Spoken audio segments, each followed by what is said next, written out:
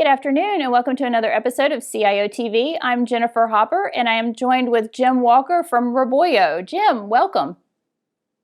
Thanks, Jennifer. It's great to see you today. Glad to have you on the show. So if you would, just give us a brief introduction of what Roboyo does and a little bit about yourself. So Roboyo is a predominantly European-based integrated company that specializes in intelligent automation. And in November of last year, they acquired a company here in the U.S. called Jolt. And Jolt and Roboyo now are forming up to be a solid mid-tier integration specialist, helping both commercial and my specialty of public sector to understand the values of intelligent automation. My background is 32 years as a government employee, first 10 of those as a field artillery officer in the Army, and then 22 years with the Department of Defense and NASA. And NASA, I wrapped up the career putting the first RPA bot in production for the federal government, and then realized that I was eligible to retire over 2 years before that, and thought, let me go see if the private sector is everything I was ever told it was. And so for four and a half years now, I've made a good stab at trying to show that there are a lot of government skills that the private sector can use. That's amazing. We've found that some of the best employees are previous military, and thank you for your service as well. Oh, thanks. So give us a little bit of rundown about the automation, about exactly what you guys are working on. I know automation is definitely driving everything. It drives our company. We try to automate everything, especially reports coming in and going out, to make it easier on our employees and our customers, that everything's timely. But what exactly is your niche in automation?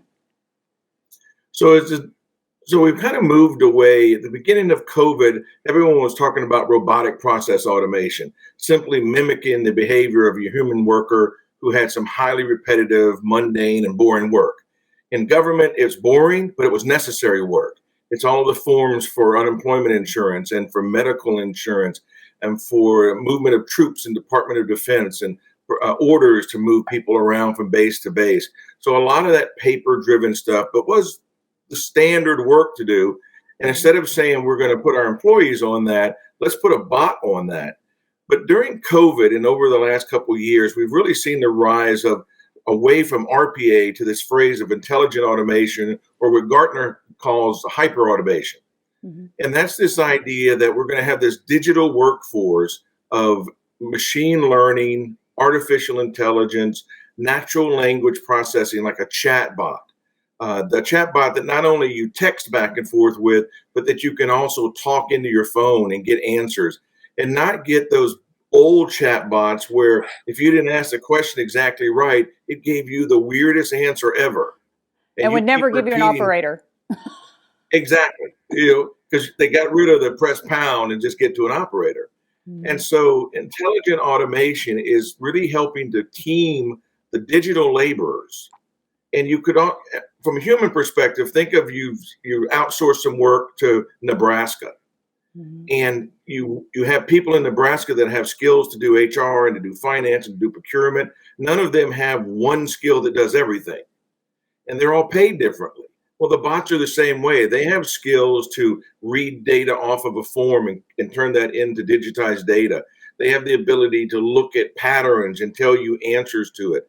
They have the ability to do repetitive, mundane tasks over and over and over for you without taking a break, other than if your network is down or some software is not available.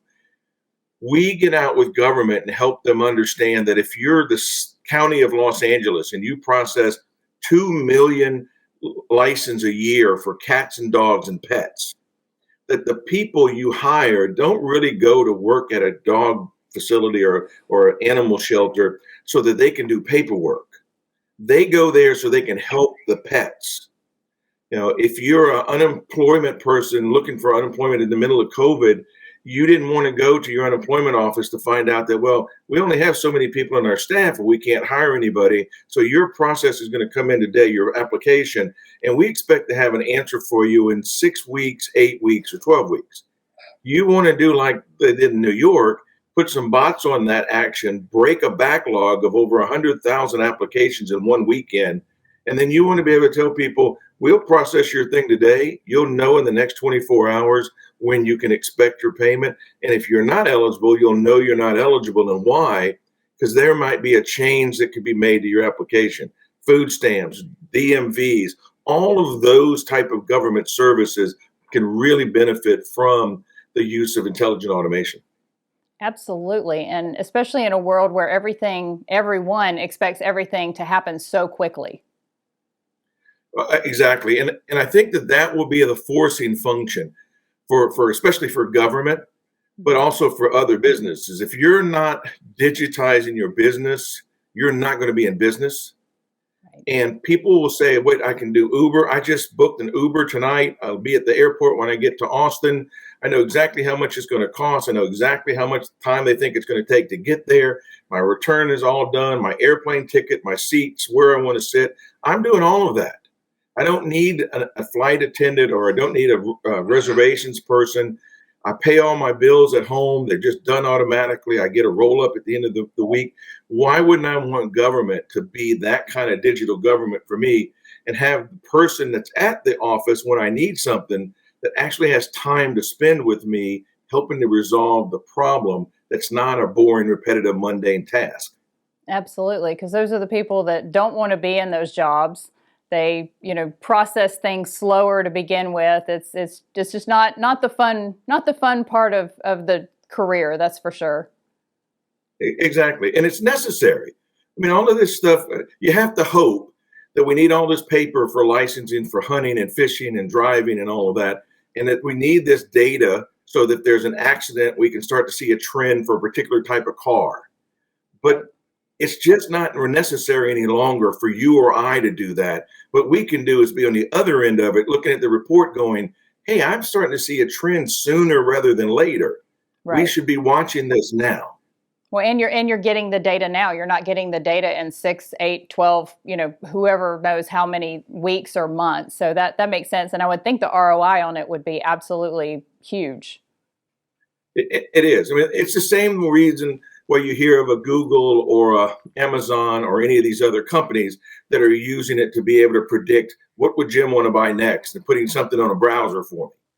Right. And so while I don't necessarily care for them to tell me what movie to watch on Netflix, it would really be great if the government sent me a note saying, hey, by the way, these things of yours, these licenses will expire in this date. And if you go ahead and just press this button right here, we'll just automatically renew you. Don't bother coming down and getting a number and standing in line. We're taking care of that for you.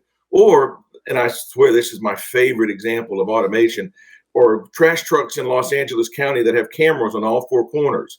So when the truck goes over a pothole, the artificial intelligence creates a ticket for the road maintenance people that says there's a pothole based on the truck, the way it dipped, it's this big, and it can prioritize the repair of the potholes. Wow. Or there's a couch in the street that's there. Yeah, and then it gets the pothole fixed. It prevents any further issues with the vehicle itself. It's pretty amazing. Well, Jim, this has been a very fascinating conversation, and 5 minutes goes by so very quickly. But I would love to have a follow up with you and talk a little bit further and see what's going on. But thank you so much for joining us today. This is definitely something that is driving our entire world at this point. So it's fascinating, and I can't imagine how impressive it is to be a part of this every day. Thanks, Jennifer. I appreciate you and the CIOtv getting these kind of messages out. It's amazing that we can do that now from our own cameras and really appreciate you guys providing this service. Yeah, absolutely. And definitely help you get the word out, because this is something that everyone would love to see the government do, is to streamline and make things a little easier on everyone. Exactly. Thank you. Well, thank you, Jim. I appreciate it. And that's a wrap for CIOtv. Thank you, everyone, and we look forward to seeing you again soon.